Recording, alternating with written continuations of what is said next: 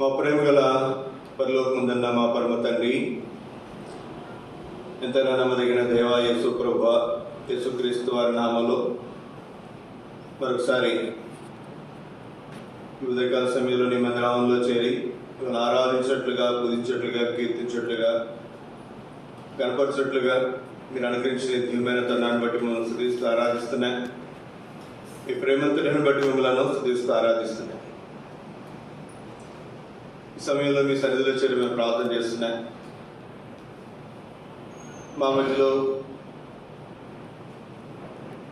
మేము చదివినటువంటి లేఖన భాగాలను మా వెనుకలు మీరు ఆశీర్వదించము. మీ ఆత్మ మీరు అభిషేకించు, మీ ఆత్మ స్వాతంత్రం మీరు అనుగ్రహించు, అప్రముఖ స్థాపించడం మీ కలవర పరిశుద్ధపరచము. మీరు ఆత్మగారు మిమ్మల్ని ఆరాధించేవారు ఆత్మతోనూ సత్యముతోనూ ఆరాధించవలను కనుక నేను మేమందరం కూడా మిమ్మల్ని ఆత్మతోనూ సత్యముతోనూ ఆరాధించట్లుగా నన్ను మిమ్మల్ని సిద్ధపరుస్తున్నాం. ఈ సమయాన్ని మీరు మాకు దీవెనకరంగా, ఆశ్చర్యకరంగా మీరు ఉంచు. మీ దగ్గర ఏర్పాట్లో ఉంచు. మీ కృప మెండుగా మీరు మాకు అనుగ్రహించమని మీ నమ్మకత్వాన్ని మీరు రుజువుపరుచుకున్నారు. కొన్ని పాటల ద్వారా మిమ్మల్ని ఆరాధించడంలో మీకు చేసిన దగ్గర ఏర్పాటు పెట్టుకుని చదివిస్తున్న కొన్ని మాటల ద్వారా మిమ్మల్ని ఆరాధించవచ్చునగా ఈ సమయాన్ని మీకు మాకు ఆశీర్వాదకరంగా మీరు ఉంచుమని యేసు పరిశుద్ధ నామములో స్తుతించి ప్రార్థించి అడిగి వేడుకుంటున్నాము తండ్రి, ఆమేన్. తీసిన వాళ్ళు కీర్తన 29వ అధ్యాయం మొదటి 8 వచనాలు బిగ్గరగా చదవండి.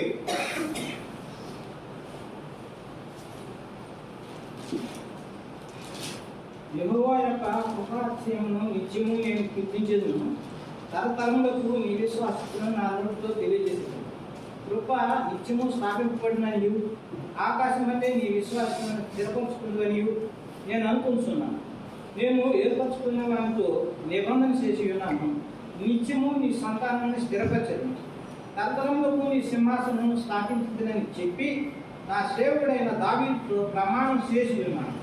యెహోవా ఆకాశ వైశాల్యము నీ ఆశ్చర్య కార్యములను స్తుతించుతున్నది. పరిశుద్ధ లోక సమాజంలో నీ విశ్వాసతను బట్టి నీకు స్తుతులు కలుగుతున్నది. వెంటనే యెహోవాకు సాటి అయిన వాడెవడు? దైవపుత్రుల్లో యెహోవా వంటి వాడెవడు? పరిశుద్ధ దూతల సభలో ఆయన మిక్కిలి భీకరుడు, తన చుట్టూనున్న వారందరికంటే భయంకరుడు. యెహోవా సైన్యులకు అధిపతి దేవ, యెహోవా నీ వంటి బలాఢ్యుడెవడు? దేవుని నీ విశ్వాస చేత నీవు ఆవరించబడి ఉన్నావు. దేవుని వాక్యంలో మనం చదివినటువంటి కీర్తన 29వ అధ్యాయము తర్వాత కావాలంటే మీరు అధ్యాయం అంతా తర్వాత మీరు చదవండి.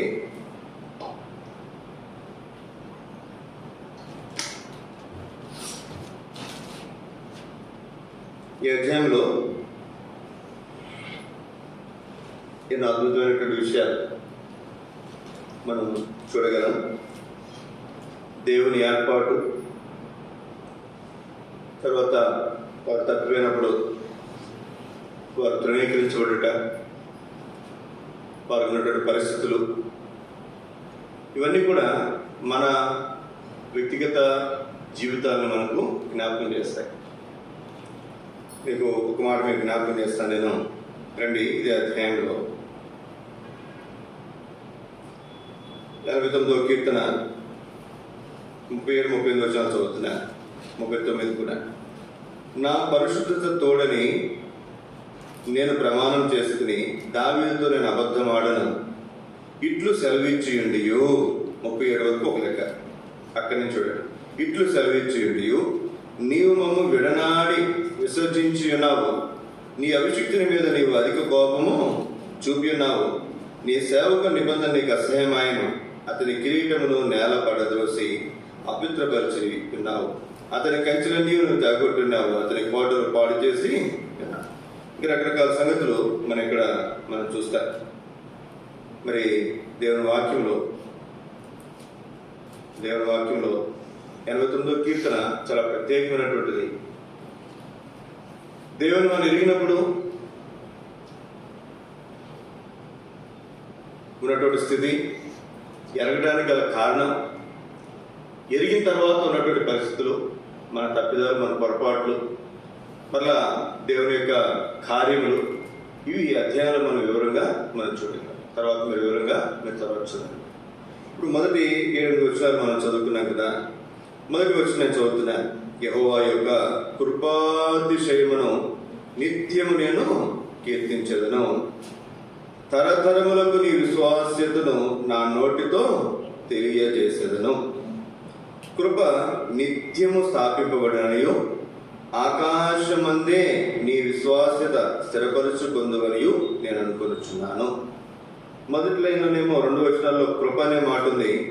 2వ లైన్లోనేమో 2 వచనాల్లో కూడా విశ్వాస్యత అనే మాట మనం చూస్తాం.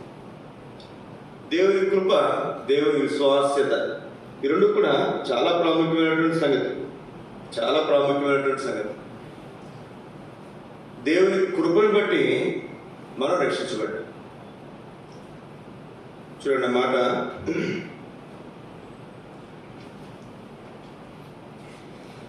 ఇది మీ వల్ల కలిగినది కాదు, దేవుని కృపయే. చదివిన మాట,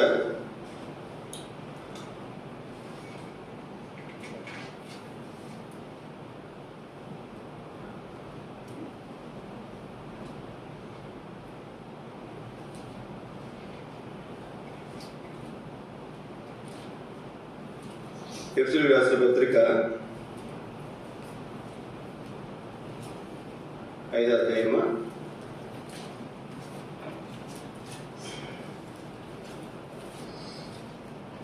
ఎఫెసీయులకు రాసిన పత్రిక 5వ అధ్యాయం 8వ వచనం, మీరు విశ్వాసము ద్వారా కృపచేతనే రక్షింపబడి ఉన్నారు, ఇది మీ వలన కలిగినది కాదు, దేవుని వరమే, అది క్రియల వలన కలిగినది కాదు గనక ఎవడను అతిశయపడ వీలు లేదు. ఎంత ఆశ్చర్యకరమైనటువంటి మాట చూడండి, ఎంత ఆశ్చర్యకరమైనటువంటి మాట. దేవుని వాక్యం మనం చూస్తే, నీవు గర్భంలో పుట్టినది మొదలుకొని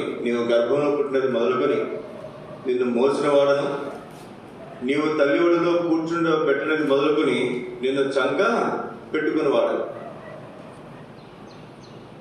గర్భంలో మనం పడిన నాటి నుంచి మనల్ని మోసాడంట. తల్లి ఒడిలో కూర్చుండబెట్టుకునేది మొదలుకొని మనలను చంక పెట్టుకున్నాడు. ఒక్క మాట కనుక మనం ఆలోచన చేస్తే, ఈ లోకంలో మనం జన్మించి జీవించిన దానికి అతిశయించడానికి మనలో ఏమి కూడా లేదు. ఒక తండ్రి అయినా, తల్లి అయినా, తండ్రి అయినా, ఎవరైనా సరే. అంత మాత్రమే కాదు, అన్నిటికంటే గొప్ప భాగ్యము రక్షణ భాగ్యము.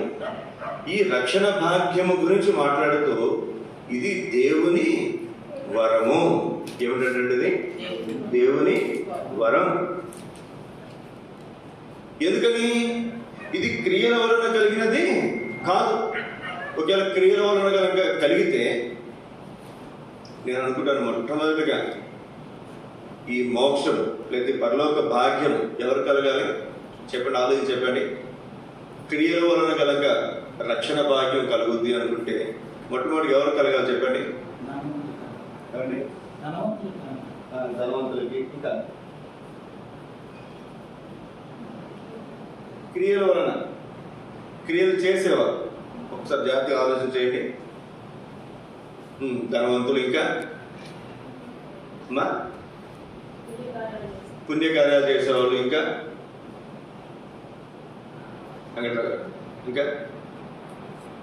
నేను అనుకుంటాను మొట్టమొదటిగా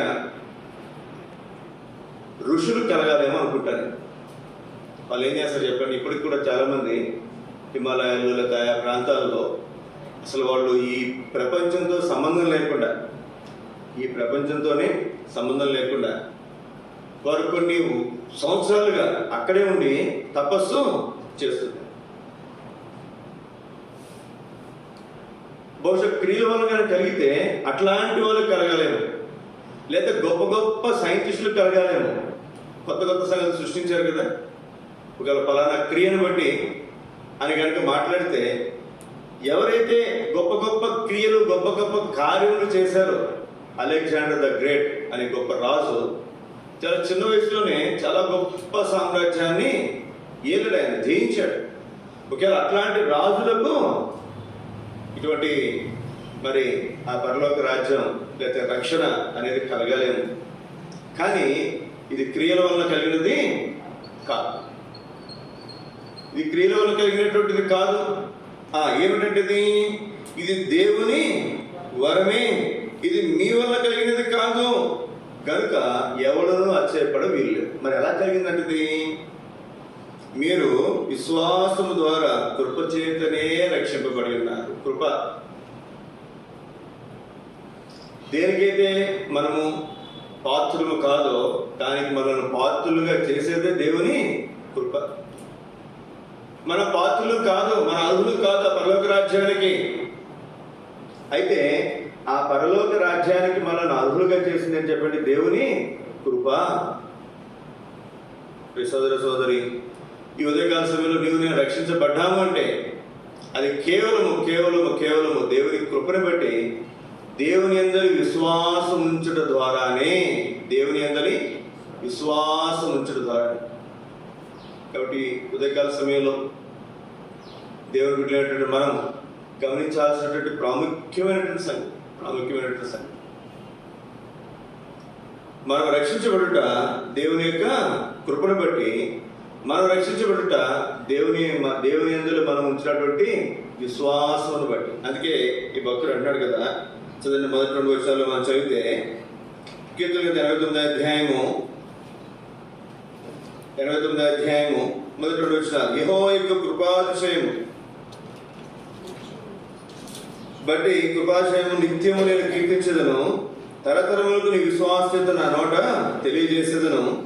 కృప నిత్యము స్థాపింపబడిననియు ఆకాశమంది నీ విశ్వాస్యతను స్థిరపరచుకుందుననియు నేను అనుకున్నాను. ఎంత ఆశ్చర్యకరమంటాడు సార్. దేవుని కృప, దేవుని అందరి విశ్వాసం, ఈ రెండు లేకపోతే మనం రక్షించబడగలిగే వారము కాదు. అందుకే ఒక్కరు కదా, దేవుని కృపాతిశయము నేను నిత్యము కీర్తించేదను, తరతరములకు నీ విశ్వాస్యతను నా నోటితో తెలియజేసి. దేవుని విశ్వాసం, దేవుని యందు మనం విశ్వాసం ఉంచుట మాత్రమే కాదు, దేవుని యొక్క విశ్వాస్యత ఎంత గొప్ప చూడండి. కొన్నిసార్లు మన జాతిలో ఆలోచన చేస్తే పిల్లలు లేనప్పుడు పిల్లలు లేరు ఎంత బాధపడతారు. పిల్లలు పుట్టిన తర్వాత మరి ఎంతో సంతోషం, పిల్లలతో చక్కగా ఉంటారు. ఎంత ప్రేమిస్తాం చిన్నప్పుడు కదండి, చిన్నప్పుడు ఎంత ప్రేమిస్తాం. వాడు ఒక వయసుకు వచ్చిన తర్వాత చిన్నప్పుడు వాడిని తనమని చెప్తాం మనమే. తరించుకున్నారా? చిన్నప్పుడు పిల్లలు ఎత్తుకుని వాడు తంతుంటే ఎంత సంతోషంగా మురిచిపోతాం. ఇది తనరే కానీ నాన్న లేదా తనరా మీ అమ్మని అంటుంటాం. వాడు పెద్ద అయిన తర్వాత తంతుంటే ఏం చేస్తుంది చెప్పండి? వీడు కడుపులో చెడగొట్టాడు అనుకుంటాడు. పిల్లలు 2 కుమారులు అనుకుందాం, 2 కుమార్తెలు అనుకుందాం, లేదా కొడుకు కూతురు అనుకుందాం. ఎవరైనప్పటికీ కూడా మరి అందులో కొడుకో లేదా కూతురో మరి మనకి ఇబ్బంది కలిగిస్తుంది అనుకోనండి. ఆ ప్రేమ ఏమవుతుంది చెప్పండి? ఏమవుతుంది? సన్నగిలిపోతుంది. చిన్నప్పుడు అనుకుంటా ఇదేమో కొడుక్కి, ఇదేమో కూతురుకి అనుకుంటా. పెద్ద అయిన తర్వాత వాళ్ళ విధానాలు పూర్తిగా మారిపోయిన అనుకున్నాండి. కొడుకు ఇవ్వాలనుకుంటుంది కూతురికి ఇస్తాం, కూతురికి ఇవ్వాలనుకున్నది కొడుకు ఇస్తాం, లేదా కొడుకు ఇవ్వాలనుకుంది కూతురికి ఇవ్వాలనుకుంటుంది కలిసి మొత్తం కొడుకు ఇవ్వచ్చు, లేదా కొడుకు ఇవ్వాలని కూతురికి ఇవ్వాలనుకుంటుంది మొత్తం కలిపి కూతురికి ఇవ్వచ్చు కదండి. అంటే మన విశ్వాసత ఏమేమి చెప్పండి, మన యొక్క స్వభావం మారిపోతుంది, మానవుల యొక్క స్వభావం మారిపోతుంది. మనం అనుకునేది వేరు. వారు పెరిగిన తర్వాత, వారు పెద్దవాళ్ళు అయిన తర్వాత, వారి స్థితిగతులను బట్టి, వారి యొక్క స్వభావాన్ని బట్టి మన జీవితంలో వచ్చినటువంటి మార్పులు వేరు. కారణం ఏంటంటే మనం విశ్వాస్యత కలిగినటువంటి వారము కాదు, మనం నమ్మదగిన వారము కాదు, మనం నమ్ముకోదగిన వారము కాదు. కానీ దేవుని వాక్యం ఏమని చెప్తుందంటే మనకి, దేవా నీవు ఎంతైనా నమ్మదగిన వాడవు. ఈ భక్తుడు అంటాడు కదా, ఏమన్నా చెప్పండి, తరతరములకు. మనం చూడండి, మనం రక్షించబడ్డాం, దేవునికి ఎంతో సంతోషం అనుకుందాం. రక్షించబడిన తర్వాత తప్పుడుగులు వేసినప్పుడు సంతోషంగానే ఉంటుంది.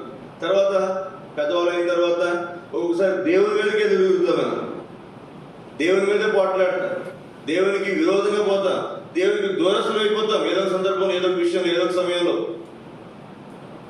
ఒకవేళ ఆయన కూడా మానవుడిగా ఆలోచిస్తే మనం అసలు కూర్చునే వాళ్ళం మందిరంలో, మనం ఏమాత్రం కూడా కూర్చునే వాళ్ళము కాదు. అందుకే భక్తులు అంటాడు కదా, దేవా నీ విశ్వాస్యత ఉన్నదే, దానిని నేనేం చేస్తాను, తరతరములకు నీ విశ్వాస్యతను నా నోటితో తెలియజేస్తాను. ఇది దేవుని విశ్వాస్యత. దేవుని విశ్వాస్యత. దేవుని వాక్యం మనం చూస్తాం, తప్పైనటువంటి కుమారుడు తనకు రావాల్సింది మొత్తం తీసుకుంటున్నాడు, మొత్తాన్ని పోగొట్టుకున్నాడు. మరి తండ్రి దగ్గరికి వచ్చినప్పుడు ఏం చేశాడు చెప్పండి? ఏం చేశాడు? ఏదైతే పోగొట్టుకున్నాడో సమస్తాన్ని మరల తాను ఇచ్చాడు, తాను పొందుకున్నాడు కుమారుడు. సోదర సోదరి, ఈ మధ్యాహ్న కాల సమయంలో దేవుని విశ్వాస్యత మనకు జ్ఞాపకం చేయబడుతుంది. అందుకే భక్తులు అన్నాడు కదా, తరతరములకు నీ విశ్వాస్యతను నేను తెలియజేశాను. రోమిలికి రాసిన పత్రిక 5వ అధ్యాయం మొదటి 2 వచనాలు. రోమిలికి రాసిన పత్రిక 5వ అధ్యాయం మొదటి 2 వచనాలు. కృప విశ్వాస్యత. రోమా 5:1-2 వచనాలు. కాబట్టి విశ్వాస మూలమును మనం నీతిమంతులుగా తీర్చబడి మన ప్రభువైన యేసుక్రీస్తు ద్వారా దేవునితో సమాధానము కలిగేందుము, మరియు ఆయన ద్వారా మనము విశ్వాసము వలన ఆ కృపయందు ప్రవేశము గలవారమై అందులో నిలిచి ఉండి దేవుని మహిమను కూర్చిన నిరీక్షణను బట్టి అతిశయపడుచున్నాము. ఇక్కడ చూడండి 2వ వచనం, ఆయన ద్వారా మనం విశ్వాసం వలన ఈ కృపయందు ప్రవేశము గలవారమై. దేవుని కృపలోనికి మనం ప్రవేశించాం. దేవుని విశ్వాసం ఉంచడం ద్వారా ఆ విశ్వాసాన్ని కలిగించింది కూడా ఎవరు? అందుకే దావీదు మహారాజు అంటాడు కదా, దేవా నేను స్తన్యపానము చేయించుండగా నాకు నమ్మిక పుట్టించిన వాడు నీవు. ఇన్ని ఆశ్చర్యకరాలు చూడాడు. కడుపులో ఉన్నప్పుడు ఆయన మనం మోసాడంట, ఒడిలో కూర్చుని పెట్టుకుని సంగ పెట్టుకున్నాడంట, స్తన్యపానము చేయించుండగా కూడా నమ్మిక పుట్టించాడంట. ఎంత ఆశ్చర్యం! రక్షించబడటానికి కూడా కారణం ఎవరు? దేవుని కృప, దేవుని అందరి విశ్వాసం. ఈ విశ్వాసము ద్వారా కృపయందు మనము ప్రవేశించాం. అందుని బట్టి మనం ఆయన ఆరాధించే వారికి మనం ఉంటాం. 29వ కీర్తన 3-4 వచనాలు. కీర్తన 89వ అధ్యాయము 3-4 వచనాలు. నేను ఏర్పరచుకున్న వారితో నిబంధన చేసి ఉన్నాను, నిత్యము నీ సంతానము స్థిరపరచదును, తరతరములకు నీ సింహాసనము స్థాపించదని అని చెప్పి నా సేవకుడైన దావీదుతో ప్రమాణం చేసి ఉన్నాను. దేవుడు ప్రమాణం చేశాడు. ఏం చేశాడండి? నేను ఏర్పరచుకున్న వారితో. దావీదు ఎవరంటాడు? దేవుని ద్వారా ఏర్పరచబడినటువంటి వ్యక్తి. దేవుని ద్వారా ఏర్పరచబడినటువంటి వ్యక్తి. మరి సౌలు ఎవరి ద్వారా ఏర్పరచబడ్డాడు చెప్పండి? సౌలు కూడా దేవుని ద్వారా ఏర్పరచబడ్డాడు. సౌలు కూడా దేవుని ద్వారానే ఏర్పాటు చేయబడ్డాడు. కానీ దేవుని వాక్యములో నేను ఏర్పరచుకున్నటువంటి వ్యక్తి సౌలుని ఎక్కడ కూడా దేవుడు రాయలా. నేను అనుకుంటా, నాకున్నటువంటి గ్రహింపుని బట్టి ఫస్టే దేవుడు దావీదుని కనుక రాజుగా, మొట్టమొదటి రాజుగా కనుక చేస్తే, అలా సౌలుని చూసిన వాళ్ళు ఏమైనా చెప్పండి, సౌలు రాజు అయిన తర్వాత మరి వీడా మనం రక్షించేది అన్నారు కదా. అంటే సౌలు ఏం చేశాడు చెప్పండి? చెవిటి వాడైనట్టు కోరుకున్నాడు. వీడేంద్ర మనం రక్షించేది అన్నారు. ఎట్లాంటి వాడు సౌలు నిలబడితే అతను భుజాల కడకు వస్తారంట అందరూ కూడా. అంటే అందరికంటే కూడా ఈ తలభాగం ఎత్తు ఎదిగినటువంటి వాడు. అందరిలో ఎత్తని ఒక 100 మంది నిలబడినా కనబడతాడు ఆ వ్యక్తి. 1000 మంది 1,00,000 మంది నిలబడినా అందరిలో ఆ వ్యక్తిని మనము ఇట్టే గుర్తుపట్టచ్చు.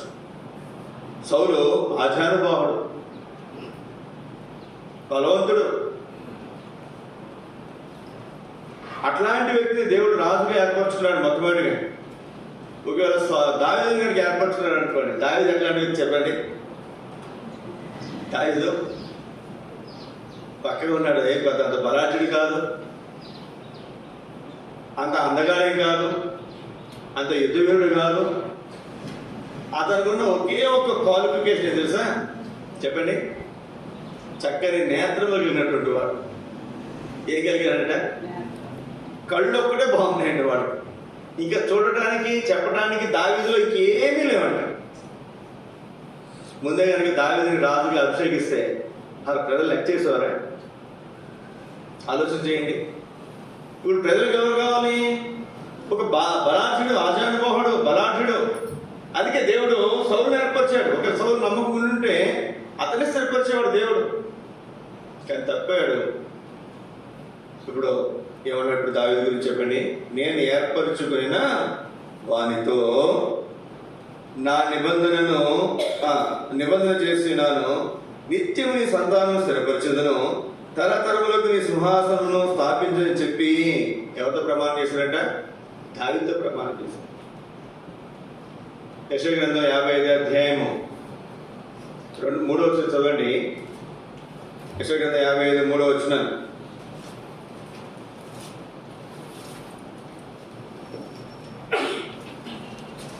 చివరికి నా దగ్గర రండి, మీరు వినడలా మీరు బ్రతుకుదురు, నేను మీతో నిత్యబోధన చేసేదను, దావీదులకు చూపిన శాశ్వత కృపను మీకు చూపుదును. దావీదుకు చూపిన శాశ్వత కృప. ఈ కృప ఎట్లాంటిదంట? శాశ్వతమైనటువంటి కృప. శాశ్వతమైనటువంటి కృప. ఎందుకు ఈ మాటలు మనం ఇంతగా చదువుతున్నాము అంటే, సౌలు తప్పైనప్పుడు దేవుడు దావీదుని ఏర్పరచుకున్నాడు. దావీదు దేవుని మందిరం కట్టాలనుకున్నప్పుడు వెంటనే నాతాను ప్రవక్త ద్వారా దేవుడు హెచ్చరిక పంపిస్తాడు. గొర్రెల దొడ్డిలో ఉండగా నేను నిన్ను పిలిచితిని అని మాట్లాడుతూ ఒక్క మాట, అద్భుతమైనటువంటి మాట. చూడండి, ఆ మాట రాజుల గ్రంథమా దినవృత్తాంతుల గ్రంథం చూడండి ఒకసారి. సౌలుకు దూరమైనట్టు నా కృప నీకు దూరము కాదు అంటాడు.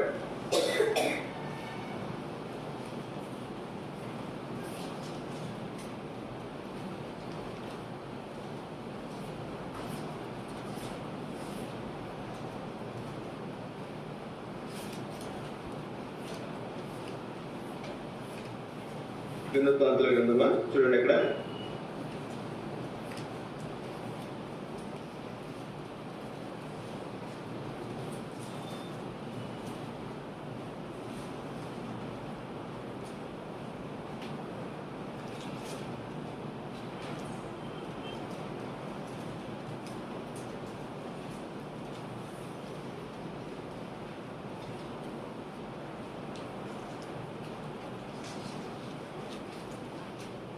దావీదు మందిరం కట్టాలనుకున్న సందర్భం ఎక్కడుందండి?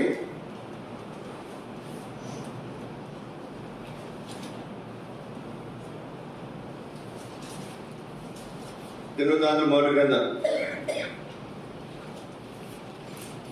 17వ అధ్యాయం.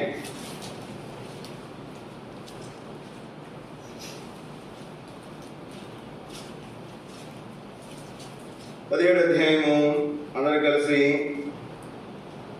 13వ వచనం చదువుకుందాం. దినవృత్తాంతుల మొదటి గ్రంథం 17వ అధ్యాయము 13వ వచనం. నేను అతనికి తండ్రినైందును, అతడు నా కుమారుడైందును, నీకంటే ముందుగా ఉన్న వానికి నా కృపను నేను చూపక మానినట్లు అతనికి నేను నా కృపను చూపక మానను. రాజుల గ్రంథంలో ఉంటుంది ఇదే మాట. అక్కడ ఇంకా వివరంగా ఉంటుంది. నీ ముందు తరంలో ఉన్నటువంటి వారిని మరి నేను తృణీకరించట్లేను, నీ సంతానాన్ని నేను తృణీకరించను. వాళ్ళు ఏదైనా పొరపాటు చేస్తే నేను వాళ్ళని శిక్షిస్తానే తప్ప అతనికి నా కృపను నిత్యము దూరము చేయను అంటాడు. ఎంత ప్రాముఖ్యమైనటువంటి సంగతి చూడండి ఇక్కడ. ఏం దూరం చేయడంట? ఏం దూరం చేయడండి? కృప దూరం చేయడం. శాశ్వతమైనటువంటి కృప, శాశ్వతమైనటువంటి కృప. సోదర సోదరి, ఇప్పుడు నీవు నేను వ్యక్తిగతంగా, కుటుంబాలుగా, బిడ్డలతో దేవుని సన్నిధిలో మనం ఉండగలుగుతున్నాము, కొనసాగలుగుతున్నాము అంటే ఒక్కటే మాట, ఏమిటిది? దేవుని కృప. దేవుని కృప. దేవుడు నిన్ను ఏర్పరచుకున్నాడు. నిన్ను మాత్రమే కాదండి, మాట మీరు ఆలోచన చేయండి. పరలోకంలో ఆరాధన, ఈ పరిచర్యంతో జరిగించింది ఎవరు? లూసిఫర్. దేవుని చేత ఏర్పరచబడలేదా? ఏర్పరచబడ్డది. కానీ తప్పిపోయింది, పడిపోయింది, పోగొట్టుకుంది. యేసుక్రీస్తు వారు 70 మంది శిష్యులు ఆయన దగ్గర ఉన్నారు. ఓ సందర్భంలో 58 మంది ఆయన విడిచి వెళ్ళిపోయారు. ఎంతమంది మిగిలారండి? ఎంతమంది మిగిలారు? 12 మంది. ఆ 12 మందిలో ఎవరు? ఇస్కరియోతు యూదా ఉన్నాడు. 12 మందిని ఏర్పరిచి వారికి అపోస్తులని పేరు పెట్టాడు. యేసుక్రీస్తు వారి చేత ఏర్పరచబడినటువంటి వ్యక్తి ఎవరు? యూదా కూడా. కానీ తన గురించి అపోస్తుల కార్యాల గ్రంథంలో మనం చూస్తాం, 1:25-26 వచనాల్లో తాను తప్పిపోయి పోగొట్టుకున్న ఈ పరిచయం. తాను తప్పిపోయాడు. రెండోది పోగొట్టుకున్నాడు. సౌలు జీవితంలో కూడా మనం చూస్తున్నాం, తాను పోగొట్టుకున్నాడు. ఈ సోదరి అయితే వారికంటే మంచివారేమి కాదండి, వారికంటే మంచివారేమి కాదు. యోధా ఏం చేశారు చెప్పండి? అసలు లూసిఫర్ ఏం చేశారు చెప్పండి? చేసిన పెద్ద తప్పేంటి చెప్పండి? ఒకటి, దొంగతనం చేశాడా? ధనార్థం చేశాడా? వ్యభిచారం చేశాడా? ఏం చేశాడు చెప్పండి? అసలు ఏం చేశాడు? ఏమండి? మనసులో గర్వించాడంట. నేను మనసులో ఎన్నో అనుకుంటానండి. నేను ఎవరినో తిడదాం అనుకున్నా, కొడదాం అనుకున్నా, ఇంకోటి ఏమైనా చేద్దాం అనుకున్నా. అది పాపమేనా? లేదే. అసలు అవి కొత్త నిబంధన కాదు, పాత నిబంధన కూడా లేదు. మహోన్నతితో నన్ను నేను సమానునిగా చేసుకుంటాను అనుకున్నాడు. అంతే అంట. తాను చేసిన పాపం ఏంటి చెప్పండి? నేను దేవుడితో పాటు నన్ను నేను సమానునిగా చేసుకుంటాను, అంతే. మనం ఎన్నిసార్లు సమానంగా చేసుకున్నాం చెప్పండి? వాళ్ళతో వీళ్ళతో ఎన్నిసార్లు పోల్చుకున్నాం? మనం పోల్చుకోమా? ఇప్పుడు నన్ను ఒక వ్యక్తి రక్షణ నడిపించాడండి. కొన్ని సందర్భాల్లో వాళ్ళతో పోల్చుకుంటాం మనం. ఈ విషయంలో బాగానే సమానంగా ఉన్నా నేను, ఈ విషయంలో వాళ్ళకంటే ఎక్కువ ఉన్నా నేను. ఎన్నిసార్లు మనం పోల్చుకుంటాము. ఎన్నిసార్లు ఎదుటి వాళ్ళని, మనకంటే ముందున్నటువంటి వాళ్ళని, మనకంటే ముందున్నటువంటి తరం వాళ్ళని, లేదా సేవకులు, లేదా ఆత్మీయులైనటువంటి వారిని, మనకున్న ముందు తరమైనటువంటి విశ్వాసుల్ని, లేదా మన తల్లిదండ్రులు, వీళ్ళతో మనం ఎన్నోసార్లు మనం పోల్చుకుంటాం. సరి చేసుకుంటా, సమానంగా ఎంచుకుంటాం. ఇంకా ఎక్కువగా కూడా మనం ఎంచుకోమా? ఎంచుకుంటా. మరి సమానంగా చేసుకుంటాను అనుకుంటేనే నరకానికి పడేస్తే, లేదా భూమి మీద పడేసిన తర్వాత నరకం దానికోసం సిద్ధపరిస్తే లూసిఫర్ కోసం, నీవు నేను ఏ పాట చెప్పండి? ఇస్కరియోతు యూదా చేసిన పాపం ఏంటి చెప్పండి? ఏం చేశారండి? హెబ్రోన్లో శాంసన్ గారు ఉన్నారు, వాళ్ళ కొడుకు చిన్న ఒక రోజు ఆయన గురించి చెప్తూ నాన్నగారు, మా అబ్బాయి మంచి దొంగ. ఎవరంట? మంచి దొంగ. ఎందుకని? నా జేబులో చెప్తే ఇంకెవరి జేబులో కూడా దొంగతనం వాడు చేయడు. ఈయన జేబులో తీస్తున్నాడు కదా ఆయన తెలుస్తుంది, ఇంకో జేబులో తీస్తే వాళ్ళకి తెలుస్తుంది. అంతే కదండి. ఇప్పుడు మీరు జాగ్రత్తగా ఆలోచన చేయండి. మన ఇంట్లో పిల్లలు ఉన్నారు, వాళ్ళ ఇంట్లో దొంగతనం చేయకుండా ఉంటారా? చిన్నప్పుడు పెద్దప్పుడు ఏదో ఒకటి ఖచ్చితంగా దొంగతనం చేస్తాం. దానికే మనం విడిచిపెట్టేస్తాం వాళ్ళని. ఇస్కరియోతు యూదా చేసిందని చెప్పండి. డబ్బు సంఖ్య ఆయన దగ్గర ఉంది. ఎంత దోచుకున్నాడో, దోచుకున్నా లేదా? రెండోది, యేసుక్రీస్తు వారు ఏం చేశాడు? 30 వెండిన చీప్గా అమ్మేశాడు. అంతే. మనం కాస్ట్లీగా అమ్ముతాం. యేసుక్రీస్తు వారు ఎలా అమ్ముతాం చెప్పండి? మనం కాస్ట్లీగా అమ్ముతాం. కొన్నిసార్లు ఉదాహరణకి అర్థం చేసుకోండి మాట్లాడుతున్నాను నేను. రేషన్ కార్డు కోసం, లేకపోతే క్యాస్ట్ సర్టిఫికేట్, ఇన్కమ్ సర్టిఫికేట్ కోసము, లేకపోతే చదువు కోసమో, లేదా ఉద్యోగాల కోసమో, లేదా వ్యాపారాల కోసమో యేసుక్రీస్తు అని ఏం చేస్తాం? మనం అమ్మేస్తాం. నేను క్రైస్తవుని కాదండి, మేము హిందువులను రాస్తాను కదా. రేషన్ కార్డు కోసం ₹1,00,000 కంటే తక్కువ ఉంటేనే రేషన్ కార్డు అన్నారు అనుకోండి, ఏం చేస్తాం చెప్పండి? మన ఆదాయం 2 లక్షలు, 3 లక్షలు, 5 లక్షలు అయినా ఎంత రాస్తాం అక్కడ? 80,000, 90,000. మా ఊర్లో మా రేషన్ కార్డు రాయించేటప్పుడు నేను పాస్టర్ అని రాయిస్తే మా ఊర్లో ఆయన కొట్టేశాడు, దాన్ని కొట్టేసి పాస్టర్ అని రాయకూడదు అని చెప్పి కూలి అని రాశాడు. ఏం రాశాడు? నేను తీసుకోలేదు, రేషన్ తీసుకోవాలి ఒకసారి కూడా.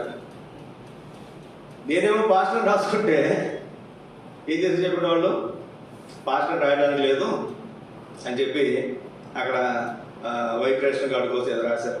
అప్పట్లో మనం గమనించాల్సిన ప్రాముఖ్యమైనటువంటి సంగతి, మనమేమి లూసిఫర్ కంటే గొప్ప వాళ్ళం కాదండి, గుర్తుపెట్టుకోండి.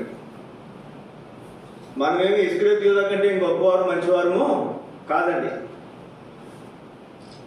మనమేమి సౌలు కంటే ఉన్నతమైనటువంటి వారము కాదు.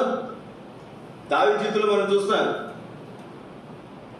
ఎంతో భయంకరంగా తప్పినటువంటి వ్యక్తే, కానీ దేవుని చేత ఏర్పరచుకున్నటువంటి వ్యక్తి, దేవుని కృపకు పాత్రుడైనటువంటి వ్యక్తి. ఇదొక మాట మీరు జ్ఞాపకం చేస్తాను.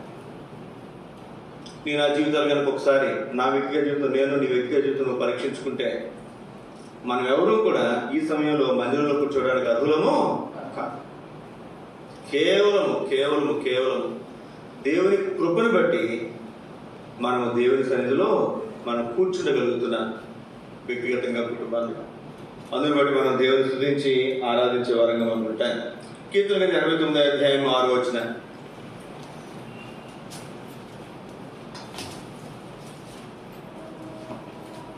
కీర్తన 89 అధ్యాయము 6 వచనం. మెంటను యెహోవాకు సాటి అయిన వాడెవడు?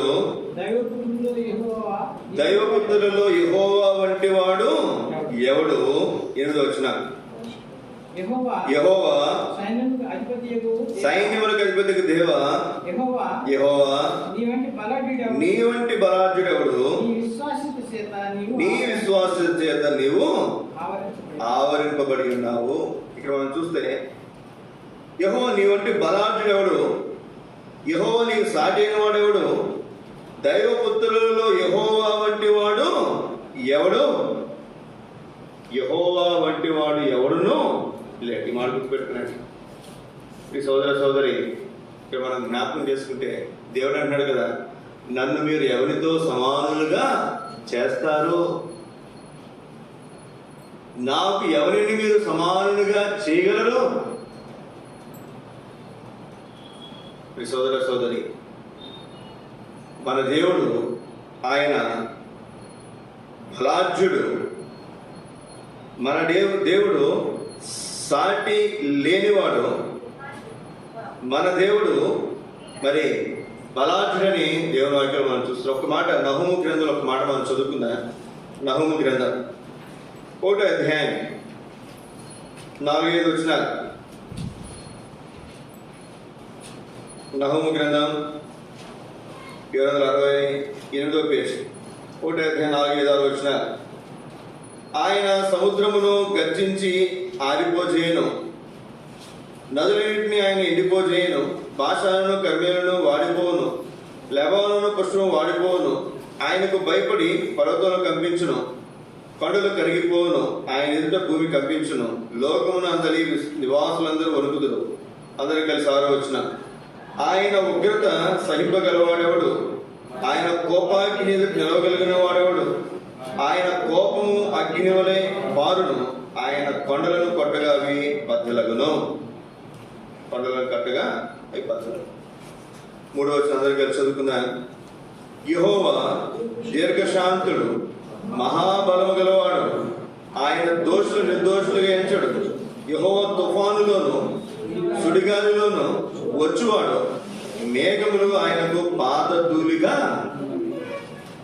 మేఘములు ఏంటంటే ఆయనకి ఏంటంటే చాలా ఆశ్చర్యం. అసలు మనం కాళ్ళకి మట్టి అంటుకుంది అనుకోండి, దులుపుకుంటాం కదా దుమ్ము. ఆ దుమ్ముతో దేని పోలుస్తున్నాడు? ఇక్కడ పోలిక కూడా కాదు, ఇక్కడ రాయబడినటువంటి మాట చూడండి.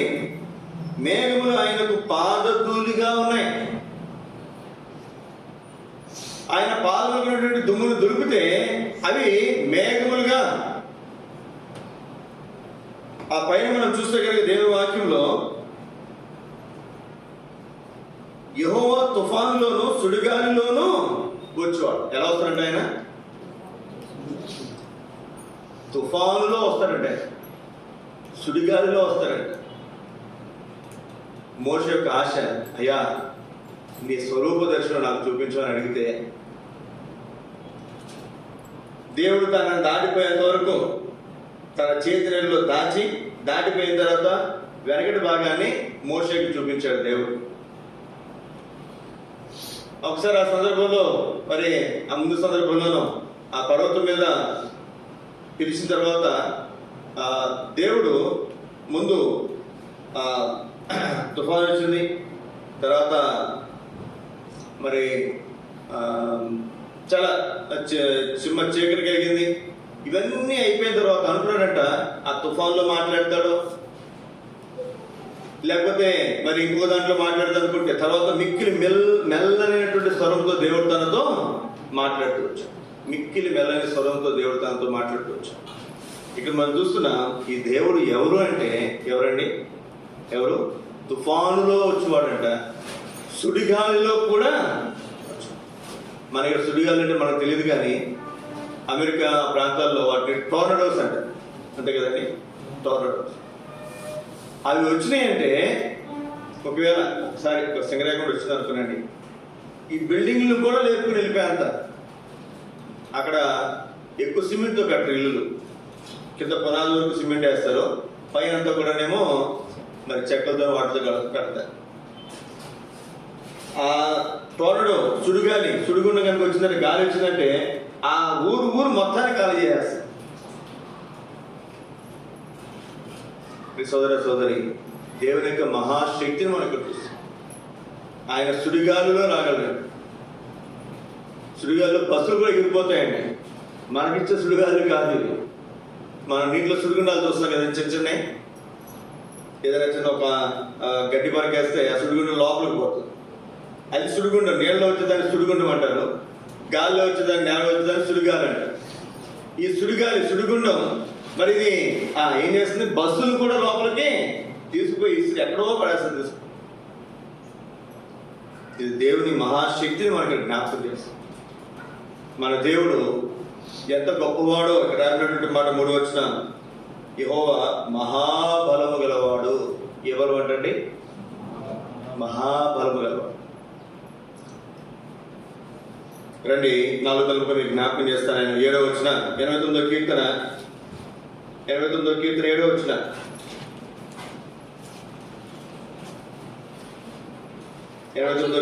వచనం. పరిశుద్ధ దూతల సభలో ఆయన మిక్కిలి భీకరుడు, తన చుట్టూ ఉన్న వారందరికంటే భయంకరుడు. ఎక్కడంటే భయంకరుడు? ఎక్కడ? రాబడినటువంటి మాట, పరిశుద్ధ దూతల సభలో. ఇప్పుడు మీకు మాట జ్ఞాపకం చేస్తాను. నేను ఇప్పుడు కలెక్షన్ చూసాను, కలెక్టర్ లేడీ అనుకుంటుంది కదండి. నేను చూసి ఆశ్చర్యపోయాను, ఎంత సామాన్యంగా ఉందంటే ఆవిడ, చాలా సామాన్యంగా ఉంది ఆవిడ. మన ఆంధ్ర కాదు అనుకుంటే, పేరు వేరుగా ఉంది అమ్మాయి, ముస్లిం అండి. చాలా సామాన్యంగా చూడటానికి, అసలు మనం బయటకు వస్తే అసలు ఏదో సాదా సీదా వ్యక్తి అనుకుంటాం అంతే మనం. కానీ ఆవిడ ఏం చేయగలరు చెప్పండి? జిల్లా మొత్తాన్ని గడగడలాడించగలరు కదా. ఇప్పుడు ఒక వ్యక్తి అట్లాంటి ఒక ఉన్నతమైన స్థానంలో ఉన్నాడు అనుకున్నాండి, లేకపోతే ఎస్పీ అనుకుందాం ఉదాహరణకి. పోలీసుల దగ్గర మాత్రమే గోండాలని ఎవరినైనా కూడా అతను ఏం చేయగలడు? గడగడలాడించగలడు. ఇంటికాడికి వస్తే అలా ఆవిడని గడగడలాడిస్తాడా? వాళ్ళ పిల్లలు గడగడలాడిస్తాడా? ఎట్లాంటి వ్యక్తి అయినా మనం బయట మనం పనిచేసే దగ్గర, ఉద్యోగం చేసేవారు ఎట్లా ఉన్నప్పుడు కూడా ఇంట్లోకి వచ్చేసరికి మన స్థానం ఏమవుతుంది చెప్పండి? అతని స్థానం భర్త, అతని స్థానం తండ్రి, అవునా కదా? అక్కడ స్థితి వేరు, ఇక్కడ స్థితి వేరు. మనం దేవుని వాక్యంలో మనం చూస్తే పరిశుద్ధ దూతల సభలో ఆయన ఎవరంట? మిక్కిలి భీకరుడు. మిక్కిలి భీకరుడు అంటే ఏమి, అక్కడ దూతలు ఏమి మాట్లాడటానికి కానీ, చెప్పడానికి కానీ, చేయడానికి కానీ ఏమి కూడా అక్కడ ఏమి. అంత మాత్రమే కాదు, తన చుట్టూ ఉన్న వారందరికంటే భయంకరుడు. మరి నీనా విషయంలో ఆయన ఏం చేశారు చెప్పండి? నీనా విషయంలో నిన్ను రక్షించడానికి ఆయన ఏం చేశాడు? ఎంత దీనుడయ్యాడు చెప్పండి? నలిగి విరిగిన హృదయంలో నివసించినంతగా దీనత్వానైనా కలిగినాడు. అంత మాత్రమే కాదు, దేవుని వాక్యంలో మనం చూస్తున్న ఎంత దీనుడంటే మానవ రూపంలో ఈ లోకానికి రావడానికి ఇష్టపడుతూ వచ్చాడు. ఎంత దీనుడంటే ఆత్మైనటువంటి వాడు, ఆయనకు జననం లేదు, మరణం లేదు, ఆది అంతం లేదు. జన్మించడానికి ఇష్టపడ్డాడు, మరణించడానికి ఇష్టపడుతూ వచ్చాడు. ఎంత దీనుడంటే మహాకాశంలో పట్టజాలన్నటువంటి దేవుడు తల్లి గర్భంలో పిండముగా రూపించబడటానికి అయినా ఇష్టపడతాడు. ఎంత ఆశ్చర్యం చూడండి. పిండముగా రూపించబడినప్పుడు ఎంత ఉంటాడు చెప్పండి? 1 కేజీ ఉంటాడా? ఒక చుక్క, చిన్న చుక్క అంత ఉంటాడు. అంతే. తర్వాత శరీరము. ఈ సోదరి ఆయన దీనత్వం. చెవులు పెరుగుతుంటే, మరి ఇక్కడ వెంట్రుకలు పెరుగుతుంటే, పిడుగుతులు గుద్దుతుంటే, సిలువ మండలంలో మరి ఆ ములికిరటం పెడుతుంటే, మరి సిలువను మోసుకుపోతుంటే, మరి వాళ్ళు కొడదలతో కొడుతుంటే కూడా, చివరికి ఆయన సిలువ వేసి చంపుతుంటే కూడా ఏమన్నారు చెప్పండి? తండ్రి వీరేం చేస్తున్నారు? వీరు గొర్రె బొచ్చు కత్తిరించు అని ఎదుట ఎట్లయితే మౌనంగా ఉంటుందో అట్లాగా ఆయన ఏం చేసి చెప్పండి? మౌనం. అది దీన. అక్కడేమో భీకరుడు నిన్ను రక్షించడానికి ఆయన భీకరుడుగా రాలేదు. యెహోవాగా కనుక ఈ భూమి మీద దిగొచ్చి ఉంటే కనుక యెహోవా చెప్తే ఏమని చెప్పండి? మనం ప్రకటన గ్రంథంలో మనం చూస్తాం. ఆయన కుడి చేతి 7 నక్షత్రములు, కుడి చేతిలో 7 నక్షత్రాలు ఉన్నాయి. 7 నక్షత్రాలు ఉన్నాయంటే నక్షత్రాలను మించినటువంటి శక్తి దేవునికి ఉంది. ఒక నక్షత్రం భూమి మీదకి వస్తే అలా చిన్నది. నక్షత్రాల్లో సూర్యుడు పెద్ద నక్షత్రం ఏం కాదు, దాని మించిన పెద్ద నక్షత్రాలు చాలా ఉన్నాయి. సూర్యుడు భూమి మీదకి వస్తే మనం అందరం కూడా ఏమీ ఉంటాం. అట్లాంటిది దేవుడు భూమి మీదకి వస్తే మనం ఉండగలమా? ఆయన మిక్కిలి భీకరుడు, తన చుట్టూ ఉన్న వారందరికంటే కూడా భయంకరుడు. ఎక్కడ? అట్లా. అయితే ఆయన మొదటి రాకడ మనం చూస్తే ప్రేమ స్వరూపిగా ఆయన వచ్చాడు. ఆయన ప్రేమగల దేవుడుగా మన కోసం ఈ లోకానికి వచ్చాడు. రండి, ఒక మాట మీకు జ్ఞాపకం చేస్తాను. నేను హెబ్రీయులకు రాసిన పత్రిక 12వ అధ్యాయం 28వ వచనం. 12:28 చాలా ప్రాముఖ్యమైనటువంటి మాట. అందువలన మనము నిశ్చలమైన రాజ్యం పొంది ఏ కృప అండి? దైవ కృప కలిగి ఉండి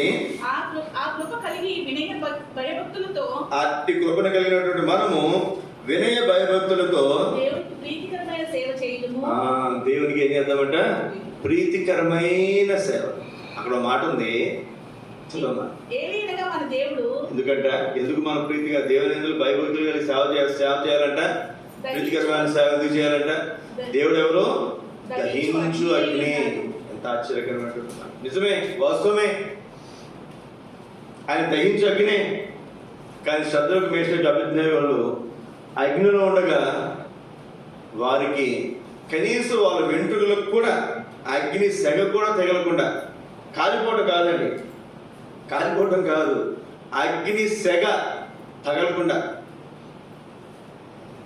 వాళ్ళని భద్రపరిచాడు. వాళ్ళు బయటకు వస్తే వాళ్ళ వస్త్రాలు, వాళ్ళ ఎంటుకలు వాసన చూశారు. ఎప్పుడైనా చూడండి, ఎంటుకు వాసన కాలినకు వాసన వస్తుందండి, అదో రకమైన వాసన వస్తుంది. మనకి ఇట్టే అర్థమైపోతుంది. మా ఊళ్ళో ఒక ఆయన, మా బంధువు ఒక ఆయన ట్రాక్టర్ ఉంది. ట్రాక్టర్ ఉంటే ట్రాక్టర్లో డీజిల్ ఉందో లేదు చూడటానికి ఇప్పుడు కాదు, 5-20 సంవత్సరాల క్రితం సంగతి. ఇప్పుడైతే టార్చ్ లైట్ వేయచ్చు, లేదా ఫోన్ లైట్ చూడవచ్చు. అప్పుడేంటి ఈ చిన్న బల్బులు ఏమంటారు అట్లే దీపం బొడ్లు లేదా అగ్గిపెట్టి. ఆయన ఏం చేశారంటే అందులో ఎంత ట్రాక్టర్లో ఎంత డీజిల్ ఉందో చూడటానికి ఒక అగ్గిపొల్లు వేసి చూసాడు. అందులో పాపం అమ్మాయిగారితో అనుకోండి, లేదా ఇంకేమైనా అనుకోనండి, అది మొత్తం కాలిపోయి మొత్తం ఒళ్ళు జుట్టు అంతా కూడా మొత్తం అంతవరకు కొంచెం ఇక్కడ ఎంటుకలు మొత్తం కాలిపోయింది. ఎందుకు మొత్తం ఏది అక్కడేమి వేరుగా కాదు, అసలు ఊరికనే ఆ పైన ట్యాంక్ ఎక్కడ కింద ఉంటుంది, పైన అందులో పోసే చాలా లోతు ఉంటుంది, లోపల ఉంటుంది ట్యాంక్. ఆ పైన అగ్గిపుల్ల పెడితేనే వెలిగించి ఏమని చెప్పండి జుట్టుదంతా కూడా కాదు. మరి అట్లాంటిది శత్రుఘ్ మేషక్ అభ్యర్థం అనేవారు అగ్ని గుండములో ఉన్నా సరే వారు కనీసం వెంట్రుకలకు కూడా జుట్టుకు కూడా లేదా బట్టలకు కూడా అగ్ని వాసన తగ్గదు. సోదర సోదరి, ఇది మనకి ఏం జ్ఞాపకం చేస్తుందంటే ఆయన దహించగ్నే, అందులో ఏమాత్రం అనుభవం లేదు. కానీ ఆయన ఎందుకు భయభక్తులు కలిగి ఉండి చదవండి మరొకసారి అన్నమాట 22 వచ్చి చదవండి. అందువలన మనము నిశ్చయమైన రాజ్యము పొంది దైవ కృప కలిగి ఆ కృప కలిగి వినయ భయభక్తులతో దేవునికి ప్రీతికరమైన సేవ చేయదుము. ఎంత ఆశ్చర్యకరమైనటువంటి మాట చూడండి. ఏం చేస్తున్నామంట? ఆయన భయంకరుడే, ఆయన భీకరుడే, ఆయన దహించగ్నే, వాస్తవమే. అయినప్పటికీ వినయ భయభక్తులతో ఆయనకు ప్రీతికరమైన సేవ చేసే భాగ్యము దేవుడు నీకు నాకు అనుగ్రహించాడు. నీకు నాకు అనుగ్రహించాడు. నువ్వు నేను దేవుని సేవించగలుగుతున్నా, మేము పూర్తికాలం సేవిస్తున్నాం, మీరు మీ పనులు చేసుకుంటూ మీ బాధ్యతలు నెరవేర్చుకుంటూ దేవుని సేవ చేస్తున్నారు. మేము ఫుల్ టైం సేవకులు అయితే మీరు పార్ట్ టైం సేవకులు, అంటే మీకు మాకు ఉన్నటువంటి వ్యత్యాసం. అందులో దేవుని సేవిస్తున్నటువంటి వారమే. ఈ సేవించే విధానంలో మనకు తెలుసు ఆయన తన దూతల ఎదుట ఎవరు చెప్పండి, ఆయన పరిశుద్ధ దూతల సభలో ఆయన మిగిలి బేకడు మనకు తెలుసు. తన చుట్టూ వారందరికంటే కూడా ఆయన భయంకరుడు తెలుసు. ఆయన దహించగ్ని మనకు తెలుసు. తెలిసి కూడా మనం ఏం చేస్తాం చెప్పండి, ఆయనకి వినయ భయభక్తులతో ప్రీతికరమైనటువంటి సేవ చేయగలుగుతున్నాను. ఎంత గొప్ప భాగ్యం చూడండి, ఎంత గొప్ప భాగ్యం అది, ఎంత గొప్ప భాగ్యం. ఇది ఏం జ్ఞాపకం చేస్తుందంటే, ఒక వ్యక్తి బయట ఎంత బలాజైనా భీకరుడైనా ఇంట్లోకి వచ్చినప్పుడు తన భార్య పిల్లలతో లేదా తన భర్త పిల్లలతో తనుండే విధానము అది చాలా ప్రత్యేకమైనటువంటిది. అలాగే మన దేవుడు ఎంత భీకరుడైనా భయంకరుడైనా అది బయట వారికి, మనకి కారణం ఏంటంటే మన ఆయన పిల్లలు. ఆయన ఎంత భీకరుడో మనకు తెలుసు. కాబట్టి మనం ఏం చేస్తే పిల్లలు కూడా ఏం చేస్తే చెప్పండి, ఎవరి దగ్గర ఎట్లుండో వాళ్ళకి బాగా తెలుస్తుంది కదండి. అమ్మ సీరియస్గా ఉంటుంది అనుకోండి, పడుతుంది అనుకోండి, అక్కడ నటించి అక్కడ చేస్తారు. లేదా అమ్మ నాన్న బాగా కోపడుతారు అనుకోండి, అక్కడ చేయాల్సిన యాక్షన్ వాళ్ళు అక్కడ చేస్తారు. అలాగే మనకు కూడా తెలుసు మన దేవుడు ఎవరో మనకు తెలుసు.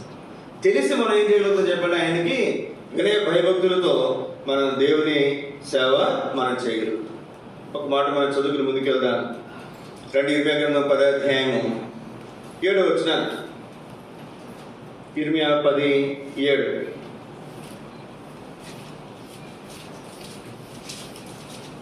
ఈ బైబిల్ లేదండి. జనములకు రాజా చాలండి, నీకు భయపడని వాడెవడు. చదవండి మళ్ళీ మీరు పూర్తిగా చదవండి ఆ వచనం.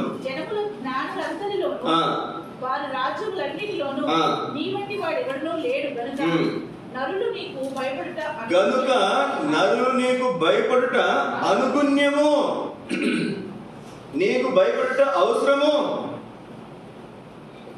సోదర సోదరి, అందుకే ప్రతి ఆదివారం నిన్న మన చుట్టుపక్కల ఒకరిద్దరు పోసన్న మందిరానికి వెళ్తారు. వాళ్ళు మొదటి ఆదివారం మాత్రమే ప్రభువులను కలిగి ఉంటారు. అందుకే శనివారం మరి అక్కడికి వెళ్ళి కొంతమంది ఉదయం వెళ్తారు, నిన్న ఉదయమే వేరే వాళ్ళు అక్కడ కనిపించారు మందిరానికి వెళ్తారు. ఇప్పుడు కొంతమంది ఏమో సాయంత్రం మందిరానికి వెళ్తూ కనిపించారు. నాకు ఎందుకో అంటే ఇది కూడా కొంచెం కరెక్ట్ అనిపిస్తుంది. నెలకు ఒకసారి అంటే కొంచెం జాగ్రత్తగా ఉంటాం కదా, వారం అంటే చెప్పండి మళ్ళీ ఎంతమంది జాగ్రత్తగా ఇది ప్రభు వల్ల అనేటువంటి భయంతో మన పాలు పొందుతో చెప్పండి. ఇది అలవాటుగా నాకు అప్పుడు ఒక ఆలోచన వచ్చింది, అరే వీళ్ళు రేపు ప్రభువులలో పాలు పొందాలంటే ఈ రోజంతా ఏం చేస్తారు, తమను తాము శుద్ధి చేసుకున్నారు, పరిశుద్ధపరుచుకున్నారు, సిద్ధపరుచుకుంటున్నారే. అంటే మనకు అసలు ఈ గ్రహింపే ఉండట్లేదే. ఏదో అలవాటుగా రొట్టె చేస్తున్నాం, లేదా అలవాటుగా రొట్టె విరుస్తున్నాం, అలవాటుగా రొట్టె పంచుతున్నాం, అలవాటుగా రొట్టె పాల్గొని పొందుతున్నామే. కానీ దేవుడిని భక్తంగా ఇచ్చినటువంటి గొప్ప సంఘ దర్శనంలో మనం కనుక ఆలోచన చేస్తే, చదివిన మరొకసారి మాట, నరులు నీకు భయపడుట అనుగుణ్యము, నరులు నీకు భయపడుట అవసరం. ప్రతి ఆదివారం ఒకవేళ సంవత్సరానికి ఒకసారి ప్రోబోలు అనుకున్నాండి, ఆ ఒక్కరోజే భయపడతాం కదా. నెలకు ఒకసారి అయితే ఆ ఒక్కసారే నెలకు ఒకసారి భయపడతాం. ఇప్పుడు వారం వారం మీరు గమనించడం లేదో, ఎక్కడైనా నూతనంగా మందిరం కట్టి అక్కడ ప్రోబోలు పెడుతుంటే కనుక ఆ రోజు కూడా రొట్టె విరుస్తారు. ప్రోబోలు ఆరంభించేటప్పుడు ఈ ప్రోబోలు మనకి ఏం జ్ఞాపకం చేస్తుందంటే, అది దగ్గరికి వచ్చినప్పుడల్లా కూడా మనం ఏం చేస్తాం చెప్పండి. ఏమో ఒకవేళ నువ్వు నేను అలవాటుగా ఆచారంగా పాల్గొని అది వేరే విషయం, కానీ యథార్థంగా భయంతో భక్తితో పాలు పంపులు పొందేవారికి అది ఆశీర్వాదం వల్ల. అవును కదండి. ప్రతి ఆదివారం కూడా దేవుని సన్నిధిలోకి మనం వచ్చినప్పుడు, ప్రోబోలు మన మధ్యలో ఉన్నప్పుడు ఎంతో భయంతో భక్తితో మన అందులో పాల్గొని పొందడం ద్వారా ఇక్కడ మనం చూస్తున్నాం కదా, నదులు నీకు భయపడుట అనుగుణ్యము. ఎంత ఆశ్చర్యం చూడండి. నాకు వెంటనే అనిపిస్తుంది, నిజంగా దైవ భక్తి సింగ్ గారికి దేవుడిచ్చినటువంటి ఈ దర్శనం ఎంత మరి మరి ఆత్మీయ గ్రహింపు, ఆయనకి ఎంత ప్రత్యక్షత ఇచ్చాడో దేవుడు చూడండి. ప్రత్యక్షత చూడండి. ప్రతి ఆదివారం మనం భయపడటం అవసరం కాబట్టి ప్రతి ఆదివారం ప్రభువులు మన మధ్యలో రండి. ఈ చివరి తలకు ఒక మాట మీకు జ్ఞాపకం చేస్తాను. నేను ఇందాక చదివినటువంటి భాగంలో నహూము గ్రంథంలో 3వ వచనం చదువు. మొదటి అధ్యాయము 3వ వచనం. నహూము గ్రంథం 768 పేజీ 3వ వచనం. యెహోవా దీర్ఘశాంతుడు. ఎవరంటే నేనా? దీర్ఘశాంతుడు. 103వ కీర్తన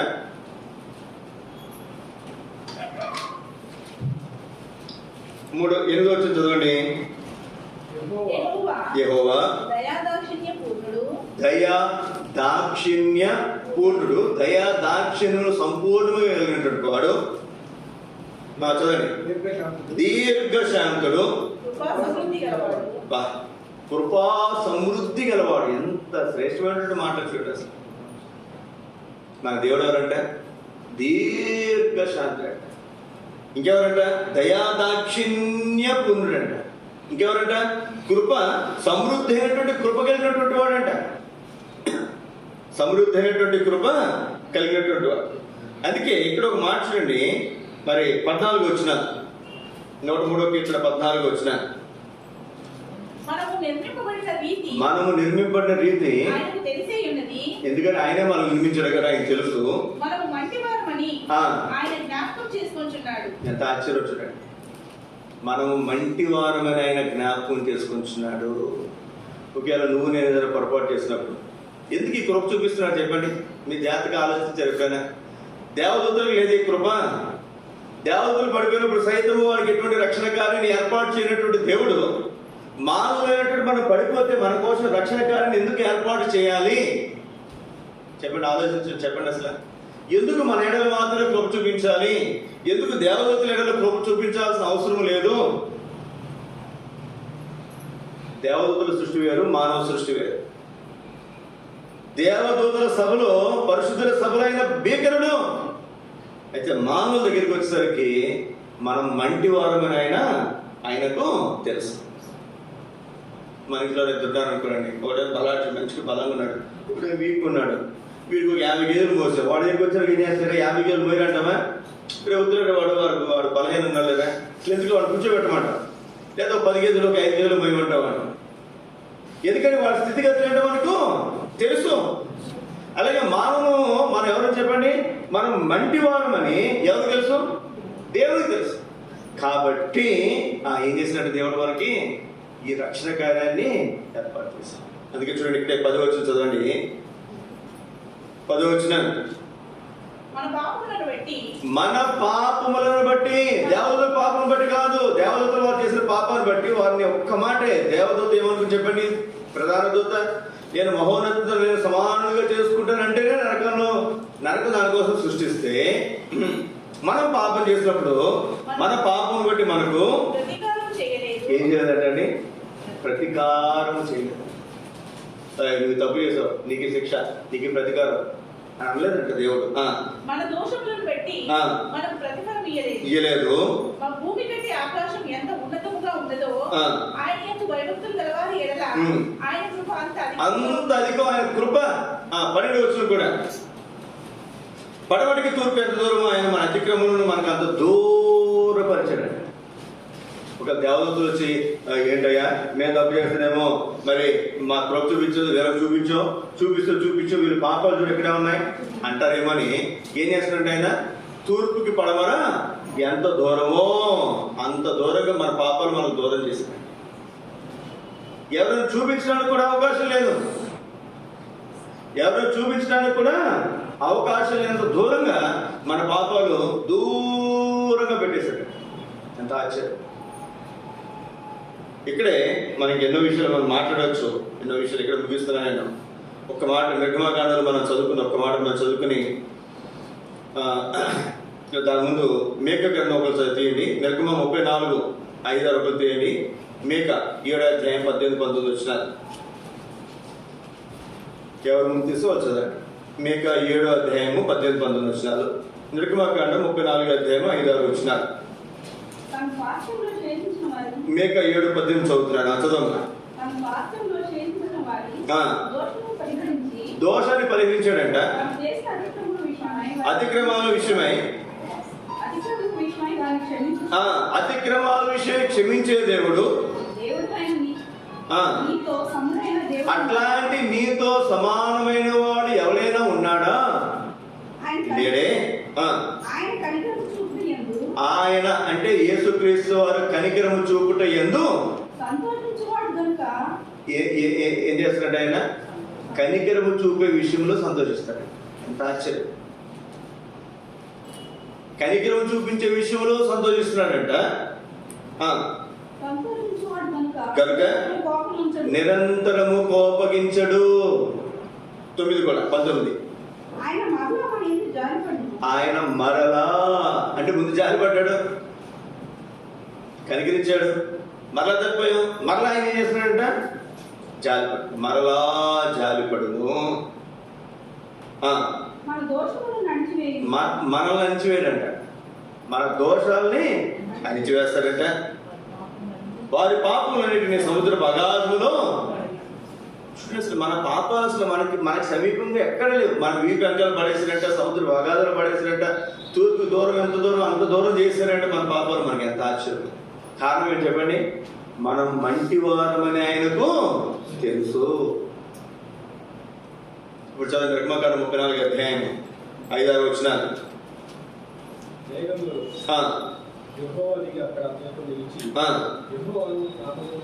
యెహోవా అనే నామాన్ని ప్రకటించాడు. ఏంటి యెహోవా నామం? తన నామాన్ని ప్రకటించుకోవాల్సిన ఉద్దేశం ఏంటి?